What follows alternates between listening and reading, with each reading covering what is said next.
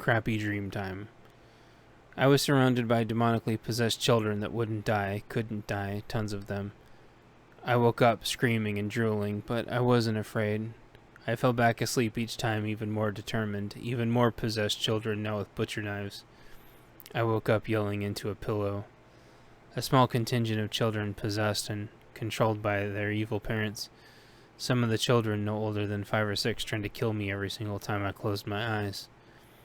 I feared no evil, then dove back into sleep to fight them more, even though it was completely hopeless. What was it accomplishing? What was I fighting for? My personal and inalienable rights to get to sleep in peace, even if only for a few hours. Finally, after more tries than I could count of trying to dispatch these controlled young hosts in my unconscious, I finally reached balance. It was a black rolling ocean. Instead of waves was inky rubber that absorbed light. There was something cylindrical trying to press through, first 1, then 10, then hundreds and thousands, like heads trying to shove through latex, all off sync by milliseconds. They were heads, bodies, being held on the other side. I just floated in place and stared, and finally achieved balance. I watched for a few minutes, satisfied. It was time to rest, and I finally got a few hours of sleep. End of crappy dream time. Tap, tap, tap.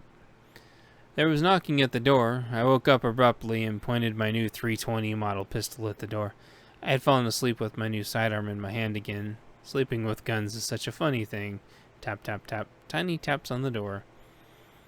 I put my sidearm on the nightstand, my cat already having jumped on the bed to take a defensive position, but curious.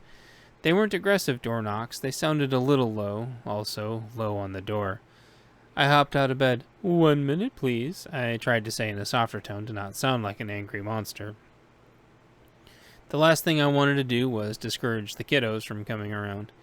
Before I'd gotten used to it, I never had any money ready to buy their silly little knickknacks or whatever. I finally learned, though, and they were okay with coming around before the collapse. I carried the tradition forward post-collapse, callbacks to a time where if kids needed something and their parents weren't home, they could safely go to a neighbor. A tiny voice acknowledged from the other side of the door. I put my morning clothes on. It was a few weeks since we'd gotten safely to our defensive location, a redoubt, fortified farm, blossoming community. I was in a tiny house on the edge of the town square, newly built. We'd already met our closest neighbors, which was a huge plaza a couple hours' drives north and west. They were really nice, a little green, but they had the right idea. We formed a defensive pact with them, and in turn, that formed mutual pacts between them and the other 2 nearest strongholds. Everyone knew they weren't really up to helping us, but we could get them up to speed. Community building, that's what we're all about. I finished getting my morning clothes on and put on my contractor cap backwards.